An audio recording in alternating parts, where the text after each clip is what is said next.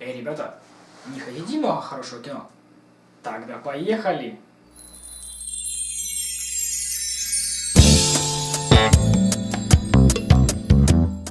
Всем привет, меня зовут Деспул, и это новая рубрика, о которой я говорил в прошлом видео.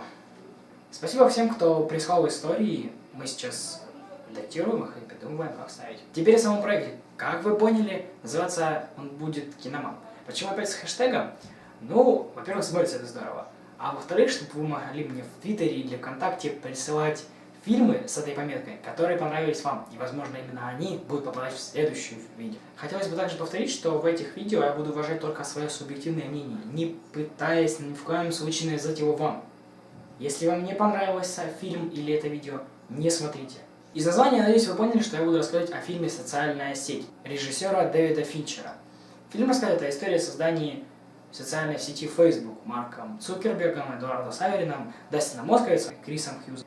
Релиз в США 1 октября 2010 года, на экранах российских кинотеатров фильм появился 28 октября. Сценарий фильма написан по книге Бена Местрича «Миллиардеры по неволе». Фильм повествует о создании самой большой социальной сети Facebook. И я посмотрел его 8 раз. Да, немало, но, как по мне, фильм того стоит. Подбор ролей я аплодирую стоя. То самое чувство, когда социальную сеть придумал Человек-паук и Коламбус из Зомбиленда. Да, главные роли исполняют Джесси Айзенберг и Эндрю Гарфилд. Также важную роль в фильме сыграл Джастин Тимберлейк, как создатель скандально известной сети Napster Шон Паркер.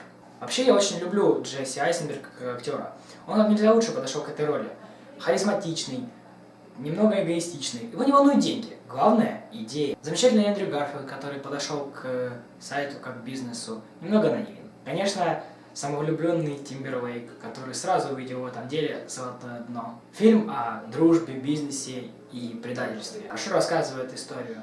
Фильм построен на серии флешбеков от судебных дел и разбирательств до создания самого сайта в Гарварде. Много технически сложных моментов.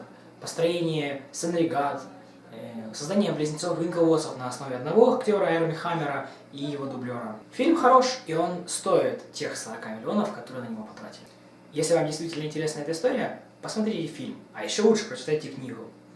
Он мотивирует, заставляет о многих вещах задуматься, о вещах таких как дружба, предательство, цель в жизни.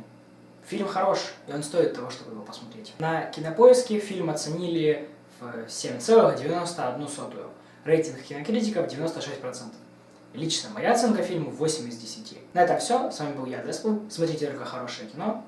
И до новых встреч.